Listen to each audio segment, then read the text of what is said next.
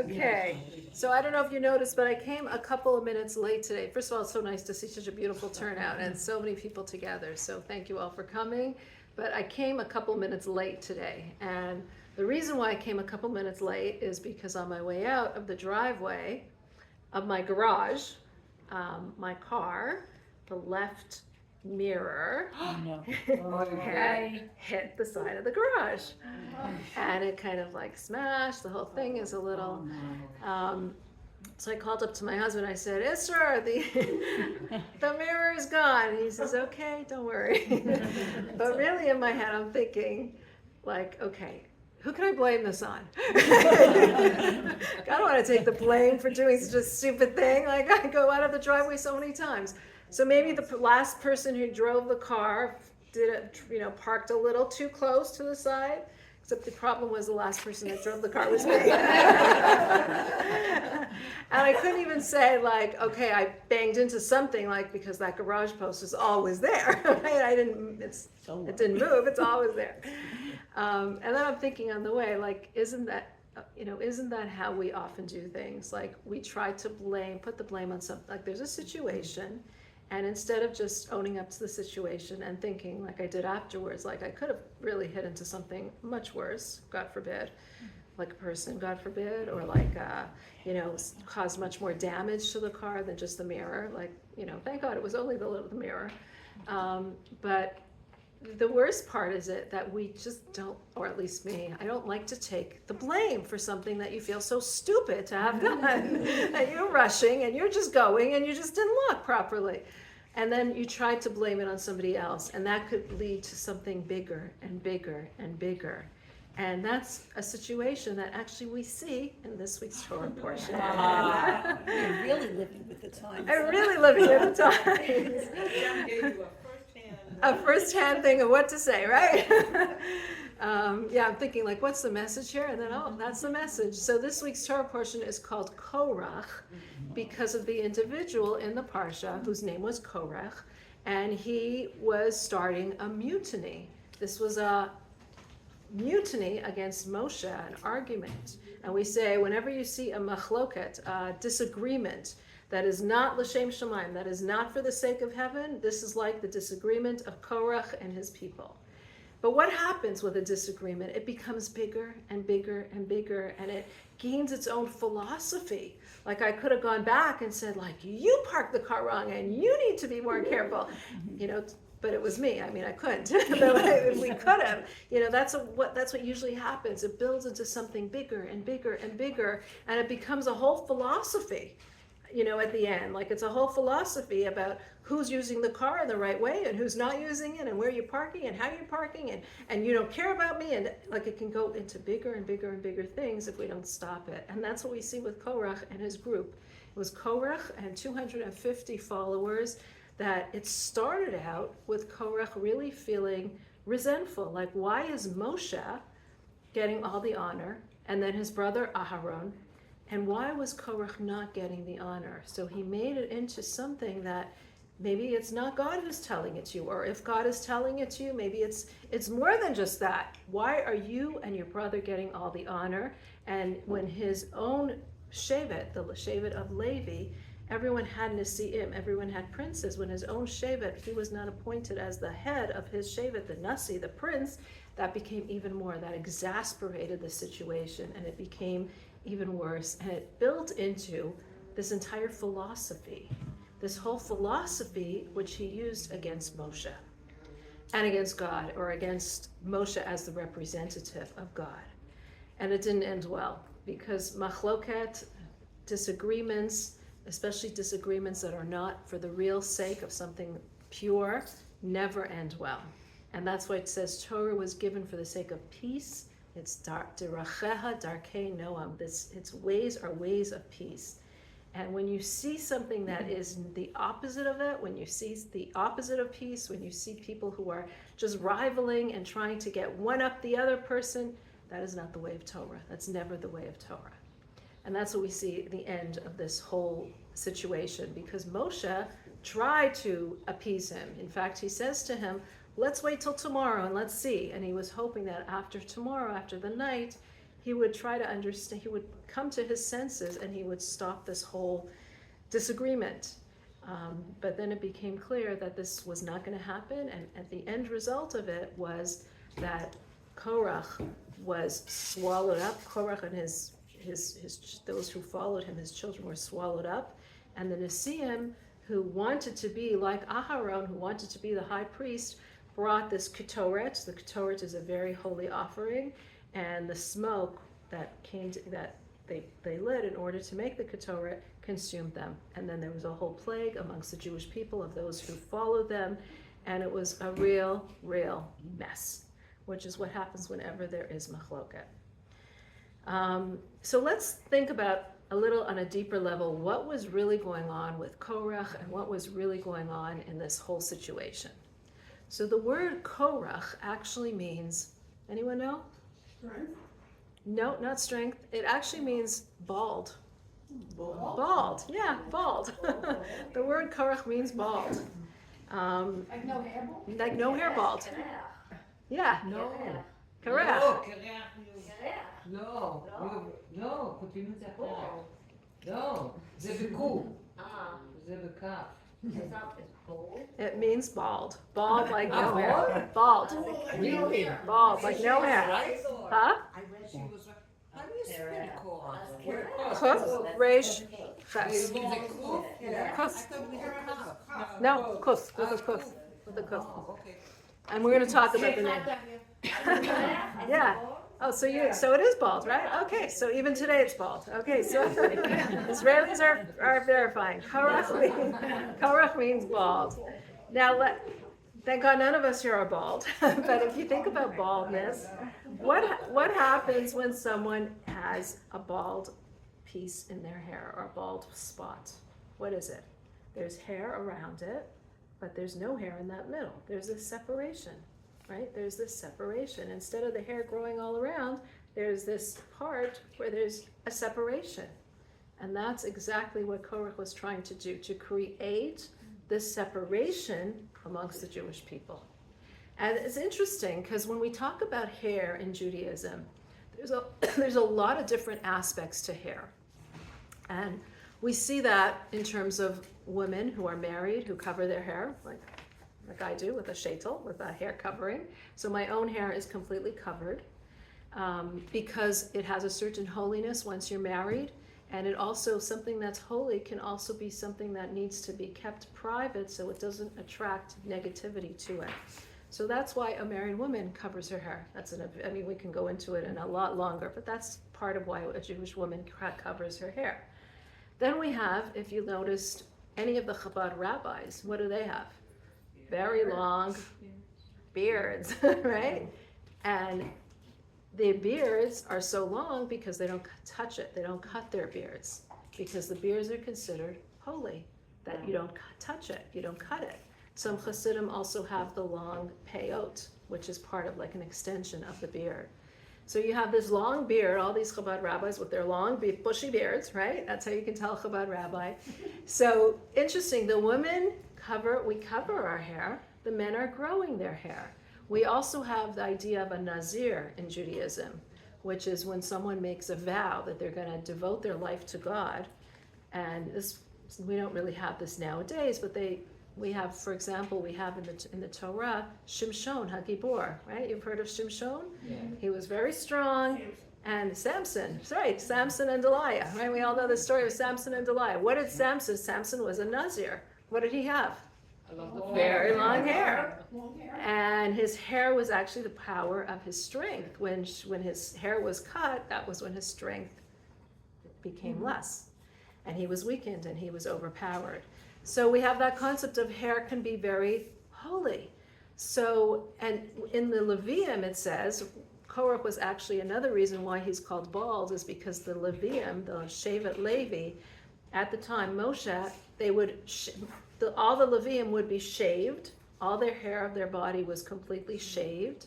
And it says, according to some commentaries, that was why Korach or his wife was so angry at Moshe because he shaved him like all the Levium.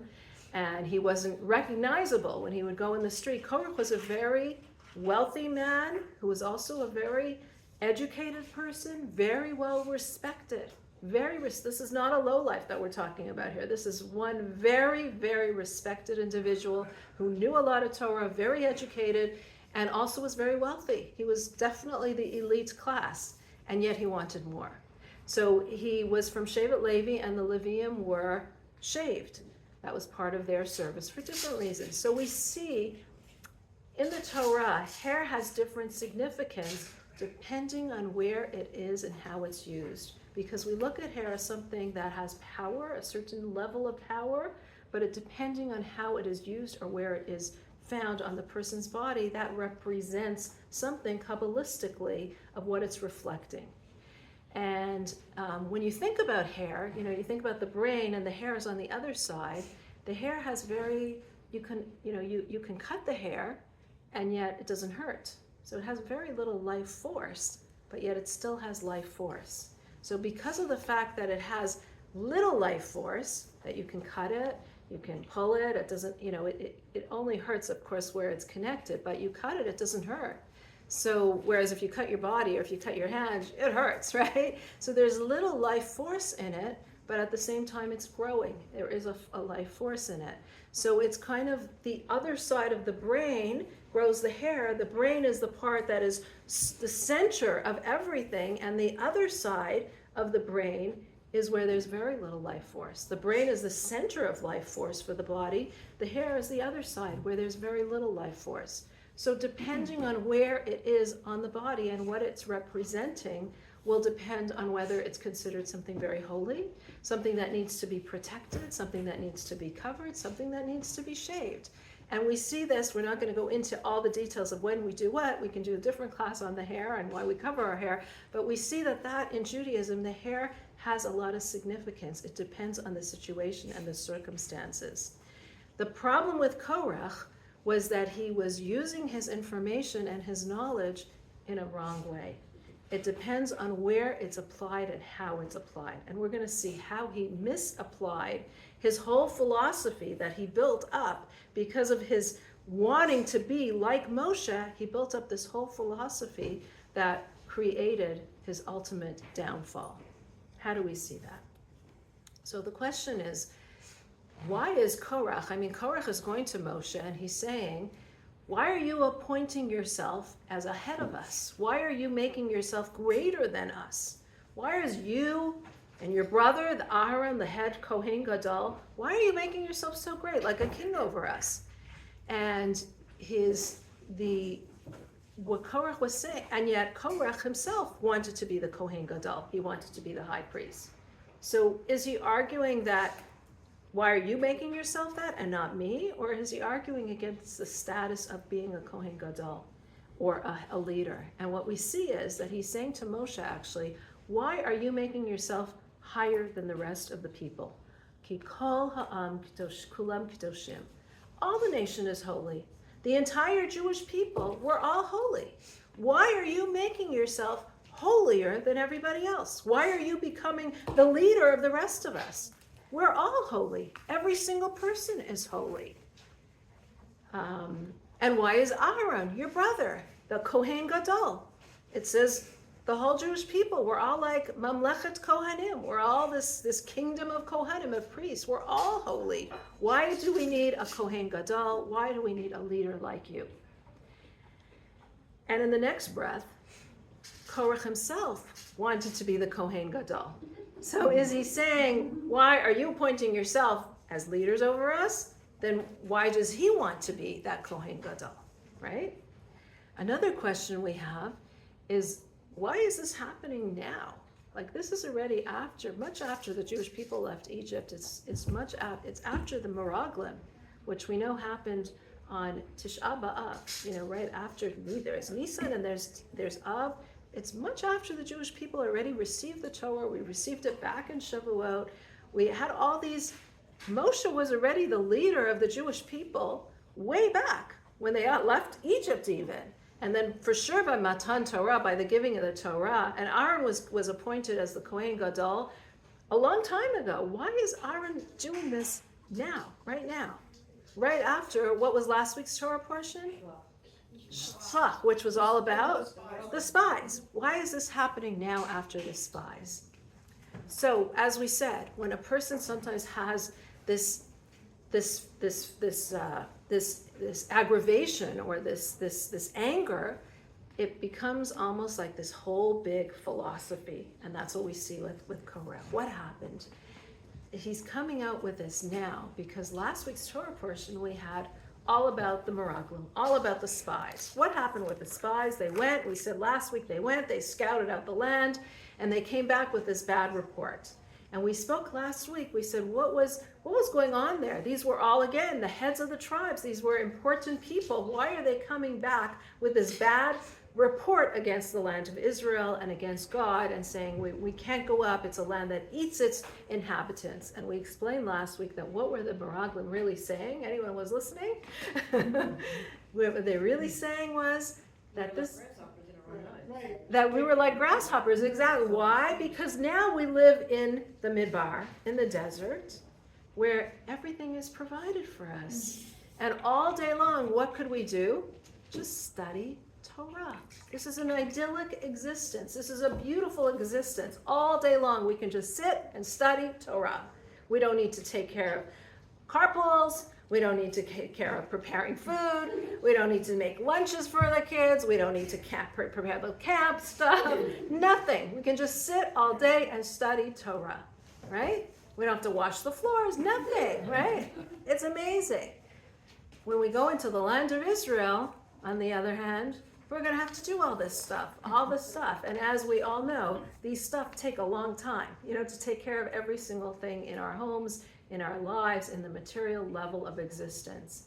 So they said, we don't want to go into the land of Israel because it's a land that eats its inhabitants. It's going to consume us. It's going to consume us from morning to night. We're going to be taking care of physical things rather than sit and study spiritual Torah. So what happened?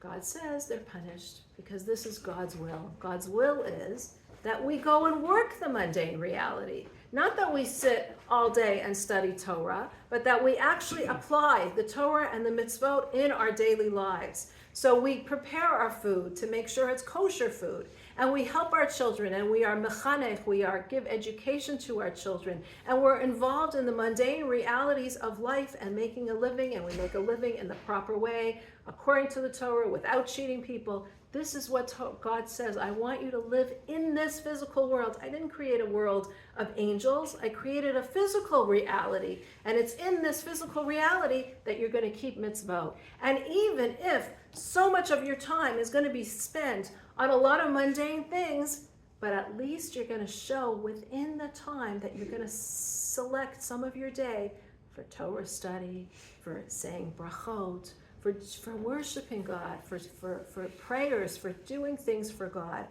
Even though the majority of your day might be involved with the mundane things and materialistic things, part of your day is going to be involved with God. And that alone shows me this is what's important to you, and this is what I value. So, Korach comes and says the opposite. He says, hold on. The spies were wrong.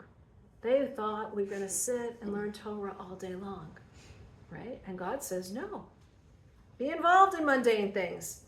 And even when the person's involved in mundane things, it's holy to me. It's so important to me.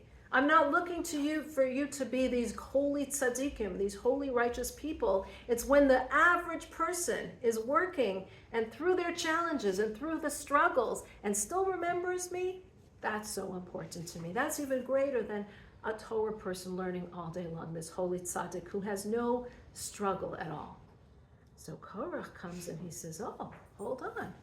Look at this. God is saying that he wants us to work the physical reality.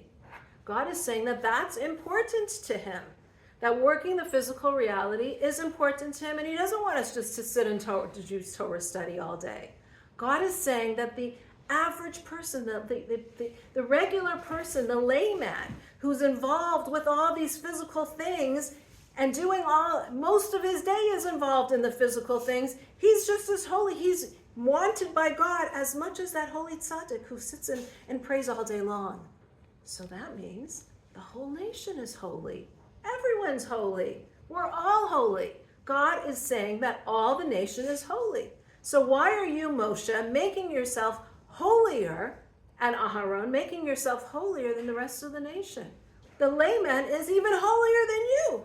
So why are you going to be treated as this holy person when really the lowest person is just as holy? And why is it that if all day long, the mundane work is so important, then why is being those times of just being, as Aaron is, being a priest, a holy priest who's constantly in the service of God, why is that something so important? Why is that holier than what the average person is doing, farming and making a living and running after everything that he needs to do in the physical world? So, make sense? Right? So then why did he himself want to be a Kohen Gadol? If he's saying that it's not important, why did he want to be that? So he wasn't saying it's not important. He was saying there's different things. Everyone has their own different area of life. And he personally, he wanted to be in the spiritual world. He loved the spiritual world. He loved that. He wanted to be a Kohen Gadol. He knew that this was something that he wanted to be. But he said if he's going to be the Kohen Gadol, he will look at this service in a completely different way. He will look at this office as a different thing. It's different, but it's not higher. It's a separate kind of service, but one is spiritual and one is physical. But the physical and the spiritual, one isn't higher than the other. They're all equal. Now, what does Moshe say to him? Moshe says to him, let's wait till the morning. Let's wait till the morning. He's hoping, according to this commentaries, that in the morning Korach will realize what he was wrong. But what Moshe was really saying is, just as like there's day and night, there are holy things and not holy things. And we need to remember that.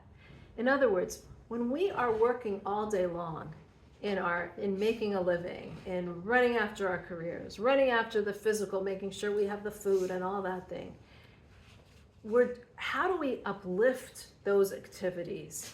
We uplift those activities by knowing there's a Shabbos. We're working towards Shabbos. By knowing that in the morning we say a prayer, because we might not be able to say prayers all day long, but we know before we eat the food, we say a prayer. We're using spirituality, we're using our connection, and we're realizing that those moments of connection are so important to us. We can't do it all week long. We're living a regular life because God wants us to live in this physical reality as human beings, not as angels. But we value those special moments as what they are, special moments. So those times that we're having Shabbat and we're making Shabbat, where we're stopping everything, that gives us a strength for the entire week. We can't say Shabbat is just a day that's different than the rest of the week. It's not different than the rest of the week. It's completely above the rest of the week. It infuses the rest of the week with meaning, with purpose, with inspiration, with godliness, with spirituality. We can't say the moments of prayer that I'm praying is the same as the moments that I'm running to do carpool. It's not. It's not the same. I have to run to do carpool, and carpool is an important thing.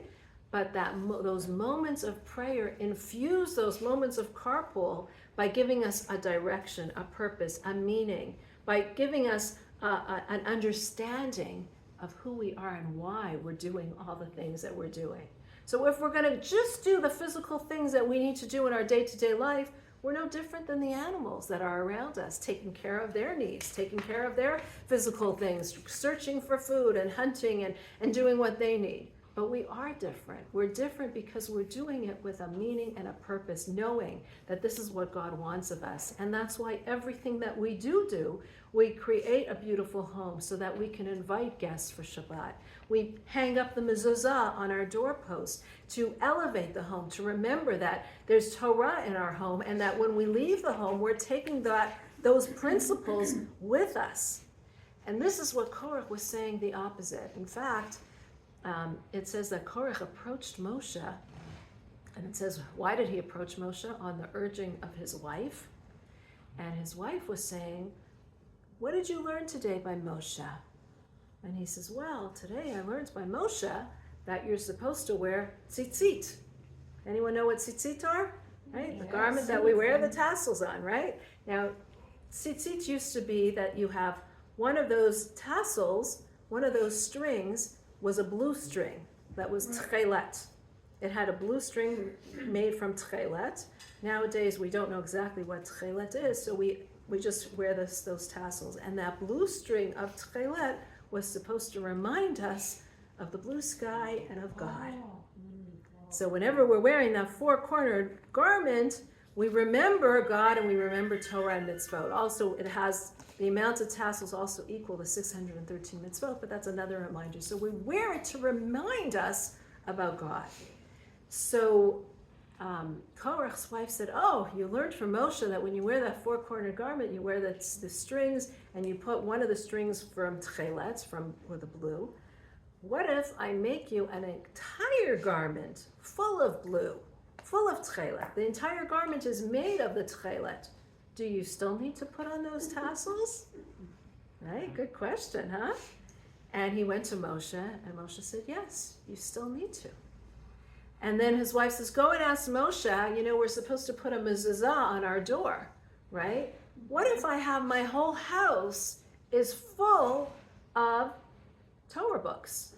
What if my whole house is full of Torah books? Do I still need to put that mezuzah on my door? And Moshe says, yes, you still need to. What Korach was saying, and he was trying to show that, oh, this is so ridiculous. Moshe's making this up. It doesn't make sense. The whole thing is holy. Everything is holy. The whole house is holy. Why do you need the mezuzah? The whole garment is full of tchelet. Why do you need those tassels? But what he was trying to say is that we're all the same. We're all doing holy stuff. Your holy stuff might be your carpool, your holy stuff might be your cooking, and my holy stuff might be my prayers. But we're all doing holy stuff.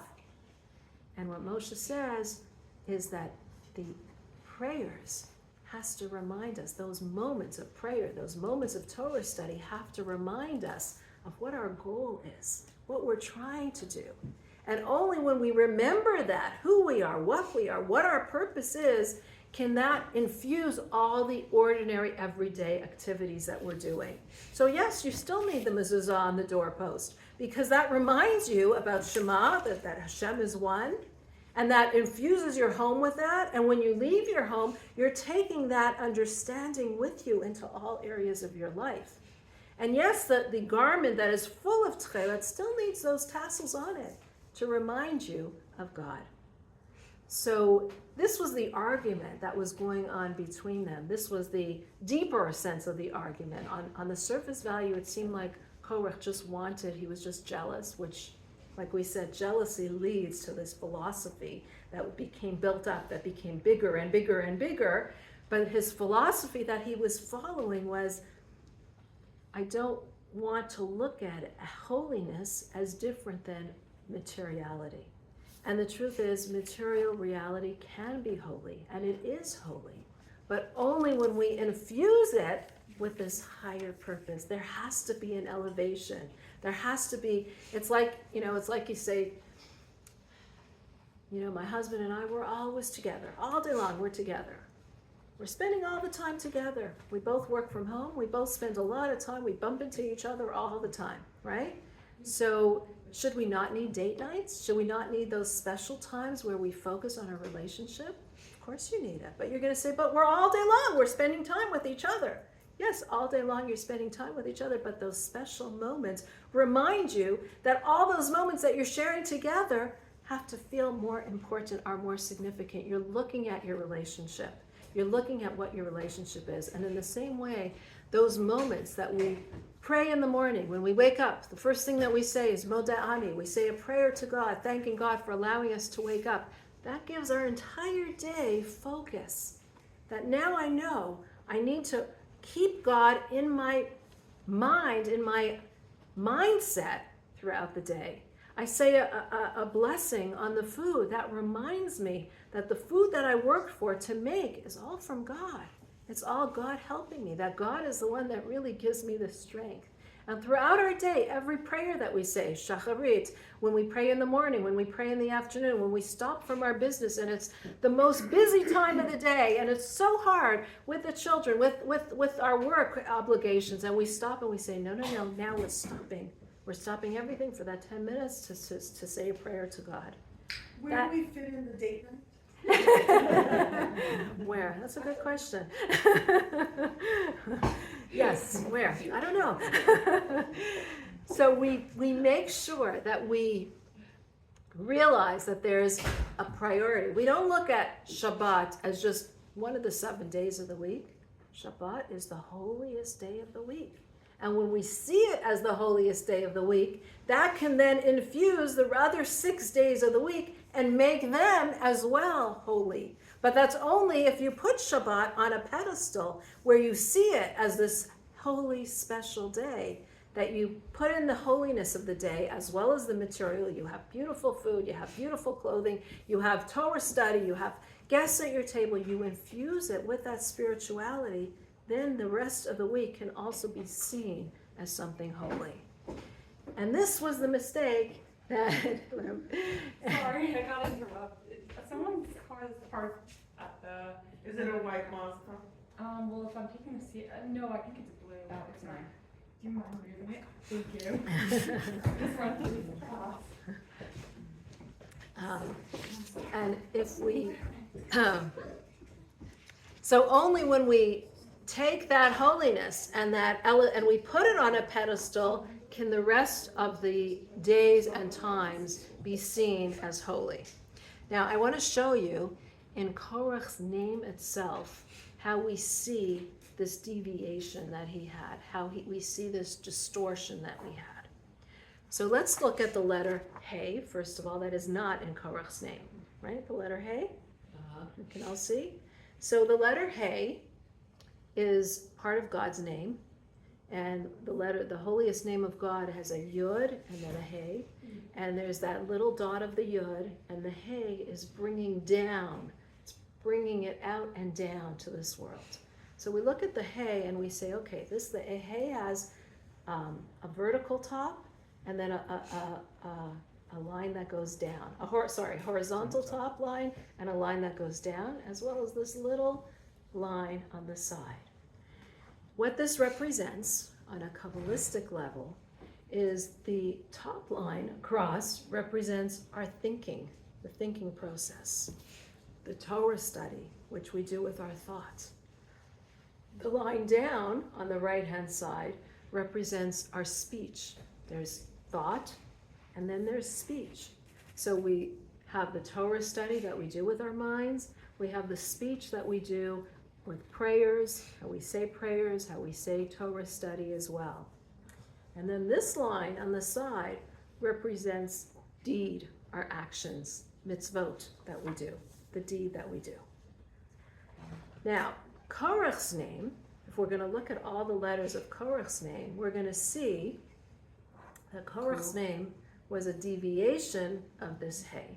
This is the Hey represents how things should be, how there should be this thought process, speech process, and how action is important, but it's also separate. Deeds are separate because sometimes from the deed, we have to take a pause from the deed and gain the inspiration from the speech and the thought.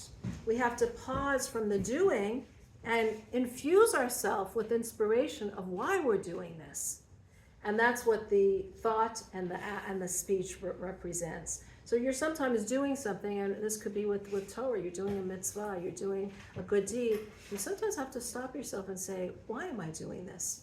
Am I just doing this because it's become rote? It's become just what I automatically do? Or am I doing this for a higher reason? You'll have to get that inspiration back. You could keep Shabbat, right? But when you're keeping Shabbat, you could just be doing it automatically. And sometimes you need to pause and take that break and say, hold on, why am I doing this Shabbat? I'm doing it because this is what God told us. And you have to study a little bit about that meaning of what is Shabbat? What is it all about? And then you can infuse the deed with a lot more meaning. So this is the Hey. When we look at Korach's name, on the other hand, we see a deviation, and this was his problem. The first letter of Korach's name is the Kuf. And you see the Kuf looks very similar, can you see? Looks very similar to the Hey, just the line goes all the way down. See this line here? This line of action goes all the way down. And that represents going too far down in the netherworlds, taking it to an extreme level of negativity. It's below the line. It's below the median of where it stops, right? It goes underneath the line. So this line of this Korach, this foot of this Korach, goes too far down. And that was part of what Korach was, what his philosophy could entail.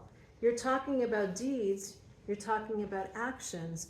In his philosophy, things go too far down. You're doing things in the material world, but you're taking it into even areas of the forbidden. So we say it's important to be involved in this world, it's important to eat, it's important to work, it's important to, but not things that Torah forbids. You can't eat things that are not kosher. You can't involve yourself in business activities that's not kosher. That's going below the line. That's doing things that are forbidden, that are negative. That's what the kuf represents in his mind.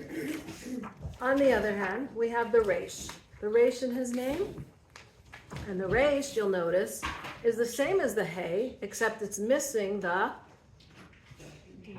foot, the leg.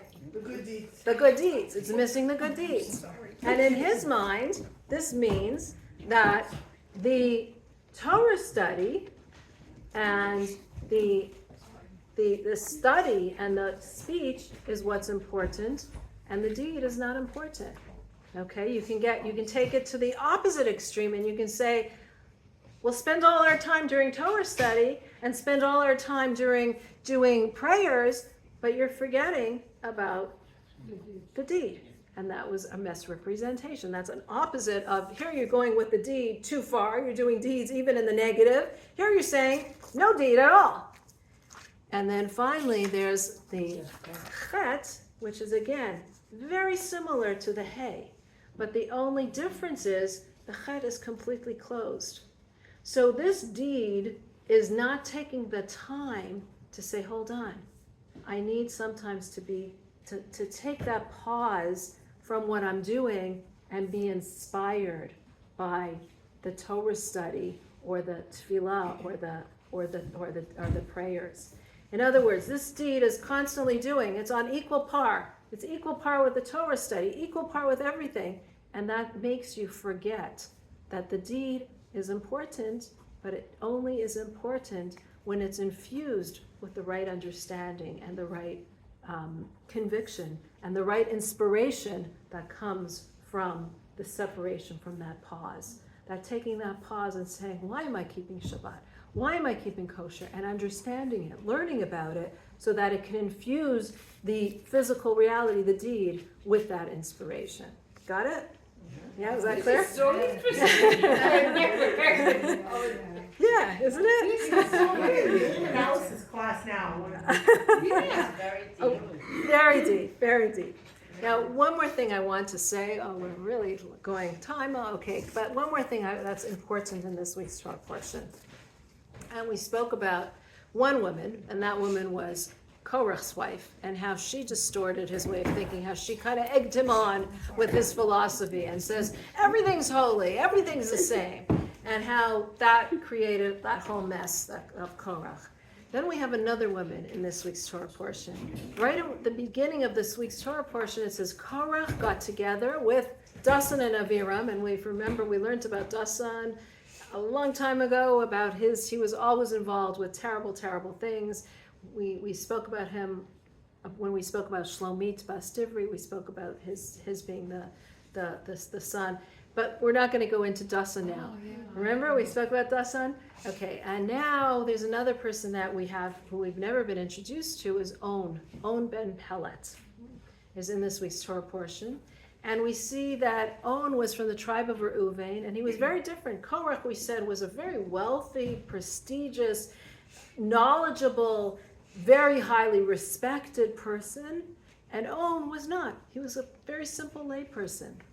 And he followed Korach in this rebellion against Moshe. And when On came home and told his wife that he's following Korach in this rebellion, his wise wife said, well, what's in it for you?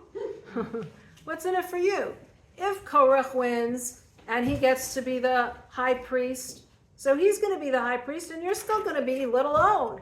You're still going to be who you are. What are you going to get from it? Why are you rebelling against Moshe? You're going to still be On no matter what, no matter who wins. So what's in it for you?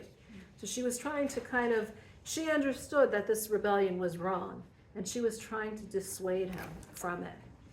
So when she saw, though, that her words did not dissuade him, what did she do?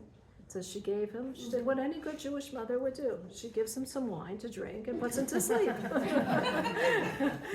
She gives him the wine, a strong wine, puts him to bed, and that's it.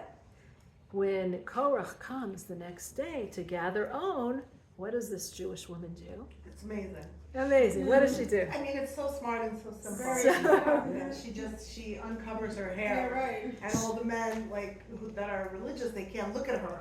Exactly. So they kind of turn away and they kind of keep walking. So it was so smart. Brilliant. Right, brilliant. She uncovers her hair, sits in the entrance of her house, and of course, we said Korach was really, he was not a lowlife. He was a religious Jew who was very observant of Torah and mitzvot. He sees a woman with uncovered hair, he runs away, he goes away. This isn't for him. So him and his group leave. They leave On. And in this way, she saves her husband. When the earth started to shake, in order to swallow all the people, it says, Moshe says, everyone around Korach and his group should separate from them. And it says the earth swallowed Korach and his group. And when the earth swallowed them, the earth under On's bed, where he's snoring away because his wife gave him that wine, starts to shake. And so his wife, On ben Pellet's wife, grabs onto the bed, it says, and she prayed to God. She says, please save him. And he was saved in her merit. What a good way. It's not over. She doesn't give up. It's not over yet. When he's finally sober and this whole episode is finished, she tells him, oh, you go and apologize to Moshe. You go out there and you apologize. And you beg his forgiveness for what you were ready to do. But On is embarrassed. He's embarrassed to go. So what does she do? She goes and she runs to Moshe and she pleads for her husband. And Moshe, the humble leader that he is, what does he do? He goes to On's tent and he beseeches On to come out and tells him he forgives him. And then and that's why On was called On ben Pellet. On means someone who's in mourning, because the rest of his life he was in mourning for mourning. No, On. From On, like From morning, Onain. as in How do you spell morning it in for some Hebrew? On, Aleph, Vav, Nun. Like an Onain, someone who's constantly in mourning. He was in mourning Oh, really? for On is also strength. the same with an Aleph. Aleph? Yeah, that's why I asked you. Could be he also got strength from that. Okay. But it says that he was mourning what had happened, and his name is also Ben Pellet. Pellet's from the word Pella, because of the Pella. Pelek? Pella, thank you. Oh, Which means miracle. yeah. He was the son of a miracle. He was the miracle that had been done to him thanks to the merit of his wife. Wow. So we see from here two different wives, two totally different outcomes, and of course the power of the Jewish woman, which I don't even have to elaborate here because we all know all about it. How a woman could really change her husband for positive or for negative. So this is the message of this week's Torah portion of Parshas Korach. And the real message for all of us, well, we see, why is it called Korach? There's still something, and this is what the Rebbe teaches us. He says it's called Korach, even though it seems like he was a very negative person and he caused such terrible dissent, but he wanted something holy. He wanted to be the Kohen Gadol. He wanted to have that spirituality in his home. He didn't say, I want to be like everything's the same, so I could just be the guy who's just making money. No, he wanted to be the Kohen Gadol because he yearned for that spirituality.